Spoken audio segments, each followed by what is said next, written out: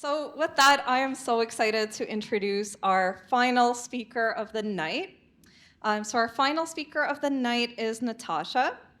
And wow, very, very on brand here with with tonight's immigration woes and moving. Her fun facts are that she's a third culture kid, born in one country, origins of another, and passport and residence in a third country. She learned to drive a car on Broadway in New York City. And she's met a bunch of famous people.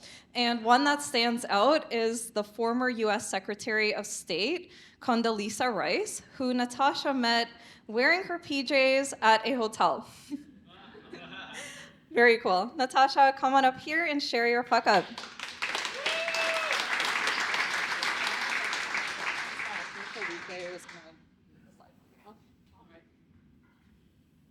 Okay. Hello, everyone. Wow, it's been a while that I've been anything but in front of a laptop. So, wanted to share my story. It starts 3,402 kilometers west of here. I'm not sure if any of you recognize this landscape, but it is Calgary. And this is a few years ago. I am a corporate girl living in Calgary.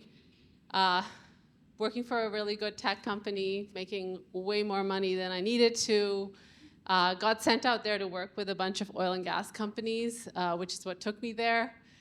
And it was great. I had a lot of opportunity. There were things that I was dreaming of. There were big titles I was chasing. But somewhere deep down, I just always wanted to be an entrepreneur. Part of that was growing up as the daughter of one. Part of it was I just didn't understand the construct of 9 to 5. I was always questioning everything as so what. The word why is commonly banned in our household. My husband just cannot stand that I always want to know the nth degree to everything. And sometimes corporate jobs, that's not really the greatest place to be able to question a lot of it. So, long story, what do? I resign. And I had an opportunity to potentially go to London, England with work. And in the midst of all of that, I just decided it was time to put in that paper and figure out what was next for me.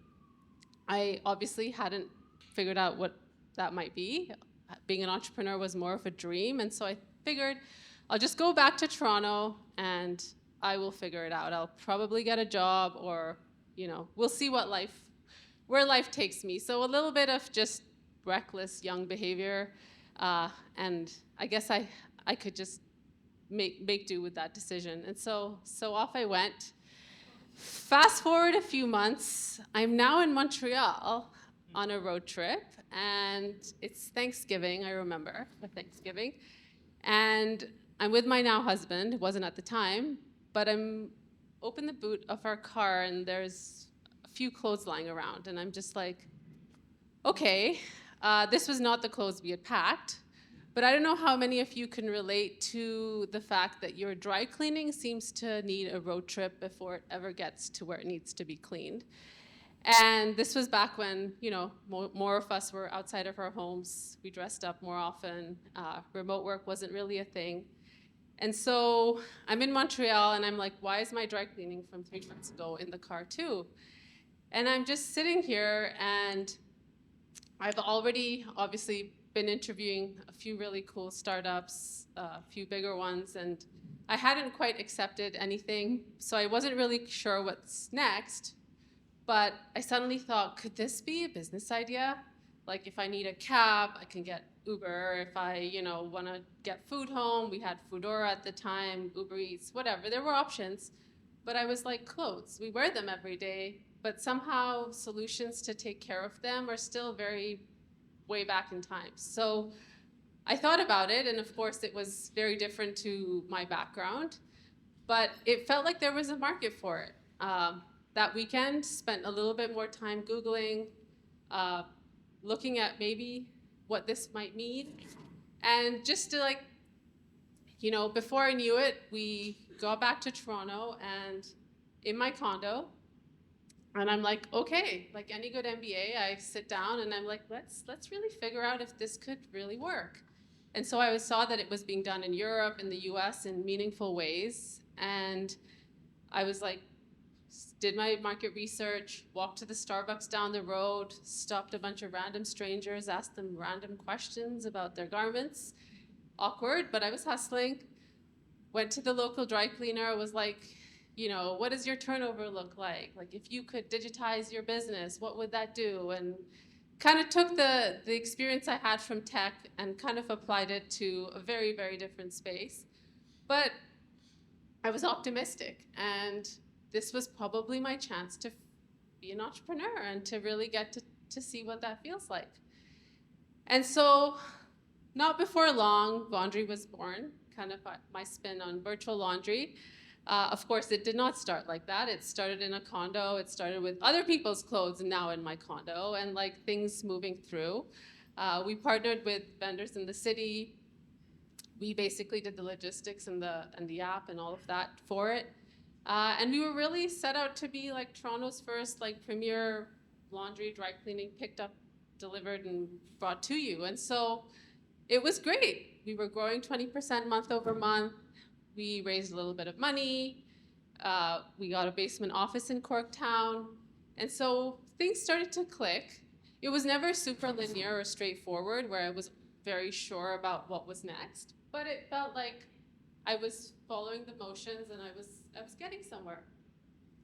And a few months later, I'm at an event in Toronto, not too dissimilar for something like this, and I meet one of the founders of Instacart, Max Mullen, and we hit off. We have a great conversation, and lo and behold, he's like, "You really need to apply to Y Combinator. Like, obviously he's in the delivery space too. Like, really believes in the idea." And so I'm like, "Okay, Max." I'm like, you want to review my application?" He's like, yeah, I'll review it. I'll even recommend you," which a unicorn recommending you into Y Combinator, which is where they were out of. I was like, oh, wow, this is great. Like, sure shot, gonna get into this.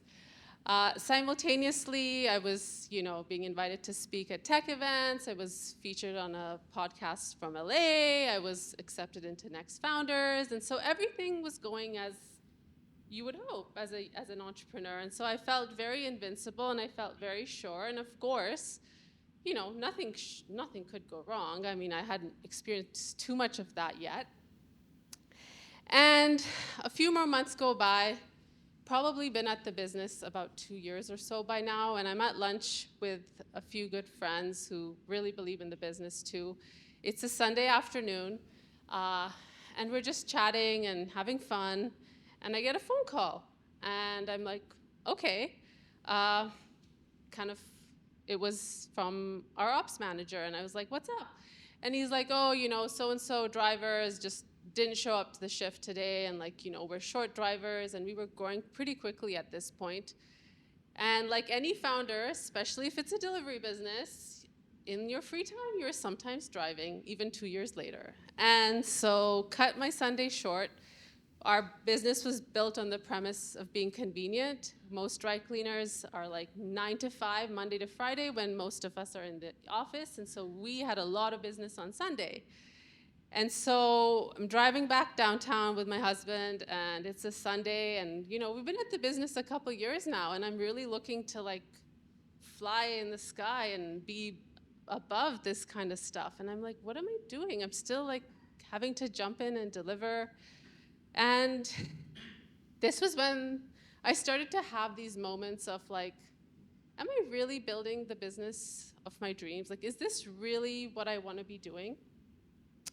And so, sure enough, I'm back, driving around the car.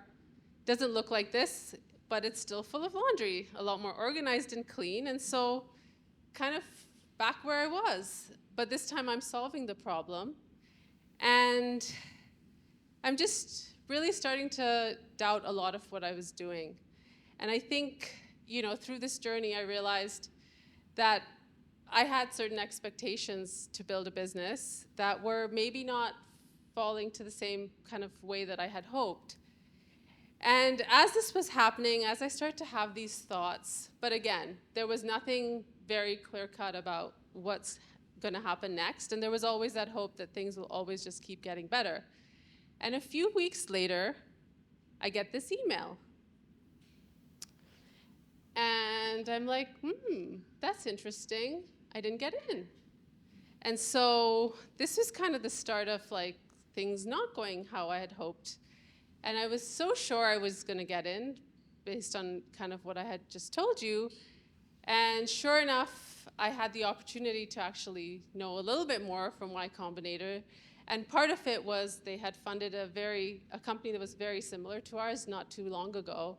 And they typically wouldn't invest in a very similar company. And so it got Max by surprise too. And I was a little bit heartbroken, but I was like, this is just part of it. But like it definitely changed my plans because like many of you may know, getting into Y Combinator can really change the trajectory of your business.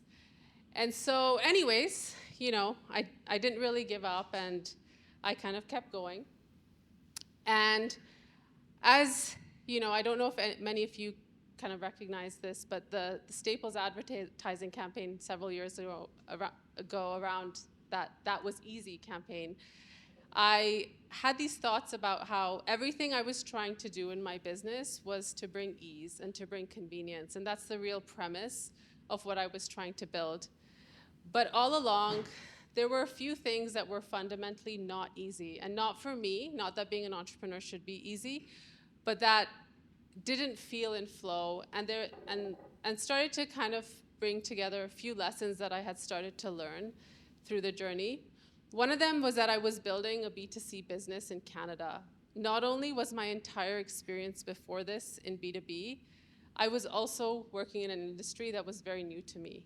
And so whilst we were, in the laundry space, premise was convenience, a lot of people go into this, I didn't have the expertise to run the full vertical, so I always had to rely on cleaners. I always had to rely on third parties. And that often made it harder for me to deliver the experience that I was hoping to deliver. And on top of that, Y Combinator not coming through, being a minority woman in tech, there were just a few realizations that I was having where I started to really question if the business I was building would be able to grow the way I had hoped for it to. And nothing still at this point was telling me that there was, a clear way or path forward for me to go. And this kind of brings me to my theme around failure and what I've learned in this experience, which is a little bit different from our speakers earlier today. But early in my career, I always viewed everything as black and white. I always tried to look for certainty, and I was always looking for, the either or. Is it like A or is it B? And there was always that clear-cut want for me to be able to define everything by. And what being an entrepreneur really taught me was that that doesn't exist and that everything is really in shades of gray. Lucky for me, I hadn't refinanced our condo, I hadn't taken a crazy amount of debt. So there was nothing that wouldn't stop me from one more month or one more pursuit.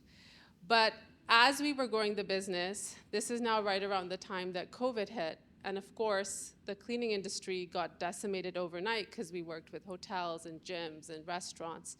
And so suddenly, it was not that the business was dead, it was just that now our growth would be hindered a few more, months or years. At the time, nobody knew. And so it felt like all the signs were pointing me to the fact that maybe I had already gained what I had to from this experience, and that whilst we were breaking even, we were not maybe going to be on that path. And then it became really a decision for me to decide, do I make that hard decision and decide that this is not going to be something I pursue anymore, or do I keep going? And so it was hard, and it wasn't a clear-cut decision. So just as nothing is black and white when you're setting up a business, when you're unwinding it, for many of us, I know there's a lot of stories out there where it's very clear, like, we failed, we effed up, like it was bad. But for many entrepreneurs, you're kind of in the middle, and you don't really have a clear answer.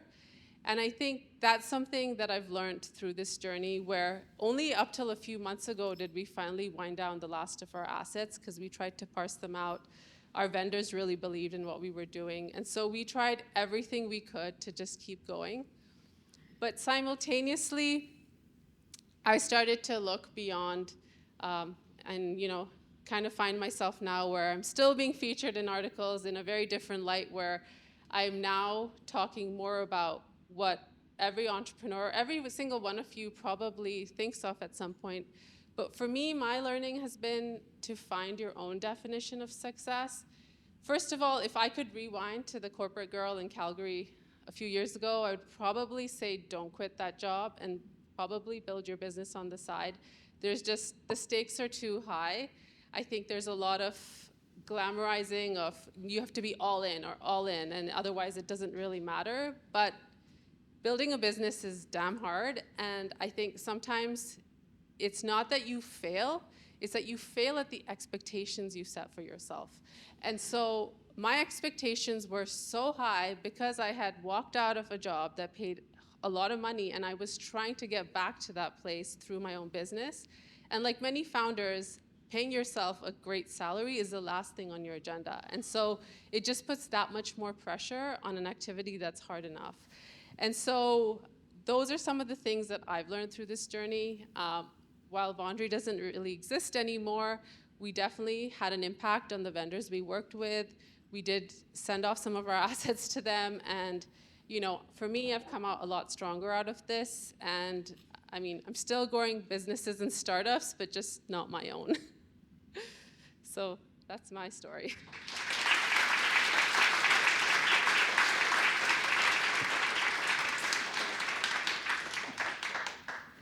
That was awesome. Thank you so much for sharing. I think the lessons are just so relatable. I think, when it comes to failure, like I said at the beginning, there's some failures that it's like so clear cut and it's like a massive failure and you lost millions of dollars and like you really know you fucked up. Other times it could be a slow burn. Other times the decision is really hard to make. So really thank you for shining a light on that. And I think, we're all on this journey on defining what success means to each and every one of us. I'm sure every person here in the room has a different definition of it. And yeah, your story was fantastic. So yeah, let's open it up for some Q&A.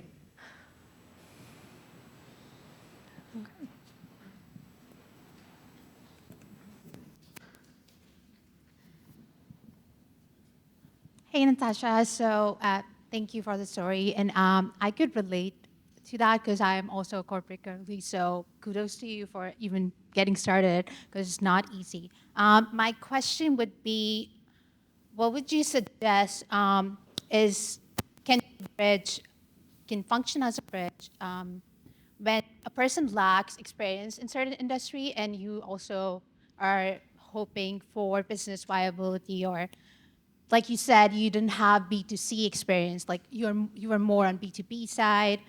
You were aware of your shortcomings. So how can a person learn and do it while running a business?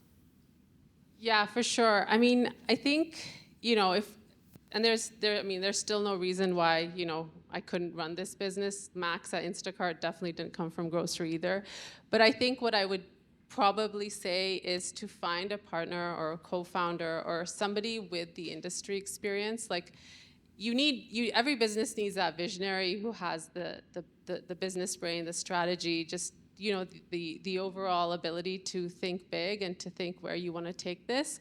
But I think if in my given scenario, I would probably have taken one of our cleaning partners early on and brought them as part of the business, just because it's a very interesting vertical. I mean, dry cleaning and laundry by no means are glamorous, but they're still businesses, and they have, there are their intricacies, which, I don't necessarily understand. And not only that, I mean, in my case, I had the logistics part too, which is very challenging when you're trying to do on-time deliveries. And so I would just say that find someone who is an expert, or if you really are inclined to something, like, and you can do it as a side hustle for some time, just spend time learning about it or just going to events in that industry, because some of it's just the network too. If you have the network in the industry, you should be okay. You're welcome. Hi, I have a question regarding what you're just talking about. for doing it full-time versus part-time. Yeah. I think for a lot of entrepreneurs, when you want to start doing something, especially as Silicon Valley, they would say, quit and doing it full-time or don't do it at all. I think a lot of entrepreneurs and aspiring entrepreneurs are struggling with that. And in addition to that, I want to ask you, if like the history changed and you got into Y Combinator, have you ever think about it, where you will be today? I don't know. I'm probably a lot more tired. I think to your first point, I think there's a lot of you should do that and you should do this out there. And I was victim of some of that rhetoric, like you should build a venture-backed company, you should do that, you should, there's no rule. First of all, like you don't even have to go the venture route in your business, right? And so I think being an entrepreneur in itself is a huge privilege, because we have to realize that like a lot of people, they have to work to make ends meet, and companies don't pay you up right from the outset. So I think by default, if you are an entrepreneur, you're in a place of privilege.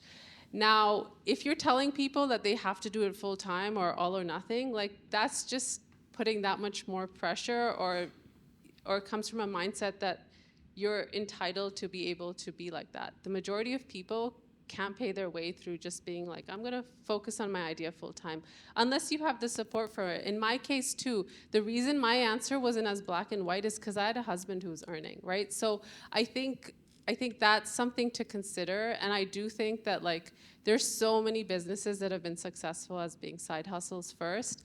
I think it's more about your approach and your tenacity, because it's slow.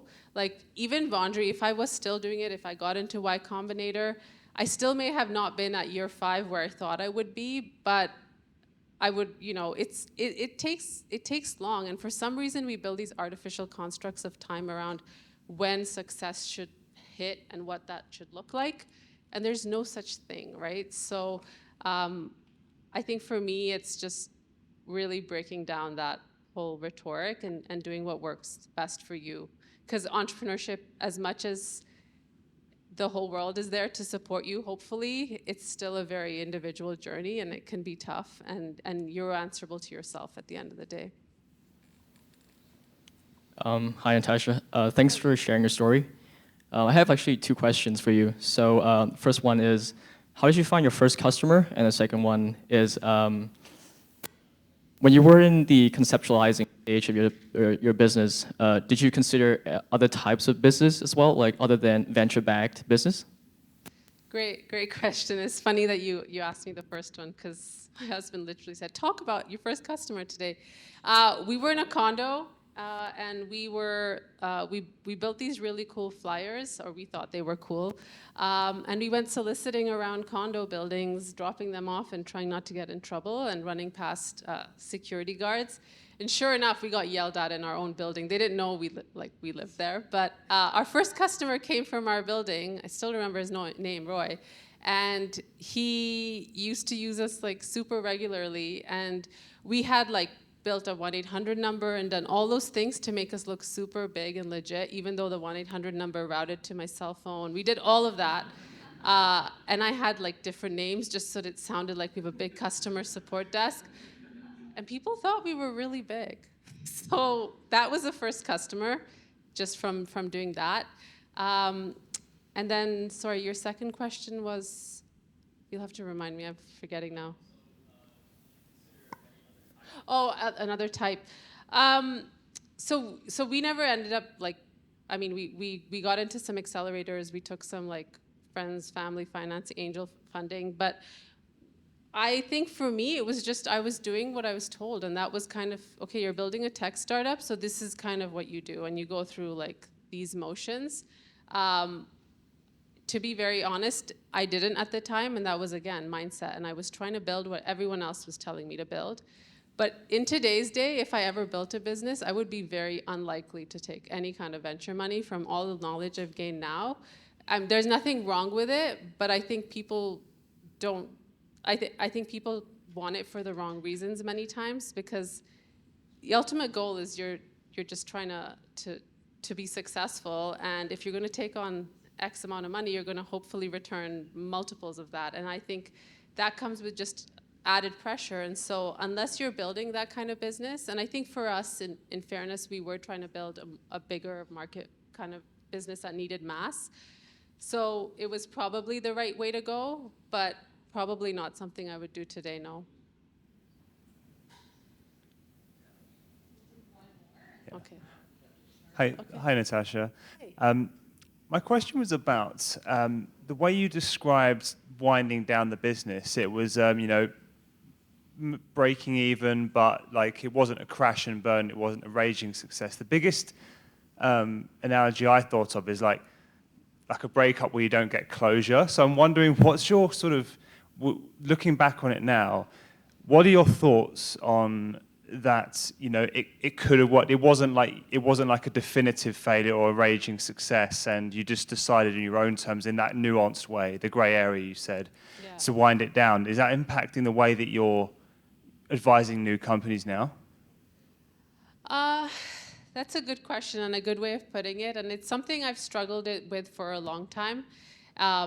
Because again, it was more failed at my own expectations as opposed to like having a hard failure as a business. But I think for me, the decision, it was a little bit guided by what I started to see in my advisors and just people around me, where it just felt like, okay, these are the kind of milestones you'd want to hit to be able to, raise. I was still caught up in the fact that I should be raising money or I need to be doing that. And so I think some of those milestones just felt not very achievable, especially as the pandemic hit. And I think for me, I had this fear that I was losing time for some reason, because overall, I was in the business around 4 years between like all the different events and just fully withdrawing from it. And so I had felt that like it was almost like I was giving myself X amount of time to achieve that whatever version of success I had in my mind. And I think there was just a very real fear that like I will be irrelevant if I'm not able to produce this. And so it was a lot of artificial pressure on myself.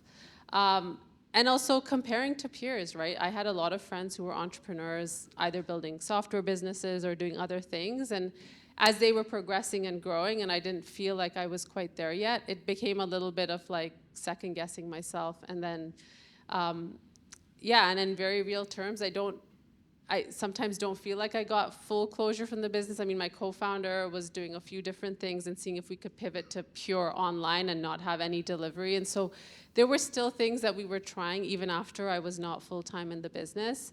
But it was very much just a slow burn. And then in time, I was consulting for other companies. What did I do after I stopped this company, by the way? I went and started another one. But this time it was a consulting one, so I was selling my time. And then I did that for a while, and then I realized, like, okay, now I feel okay enough to go work for someone. Otherwise, before it felt like a failure. Like, how can I go be an employee now? So it took a while.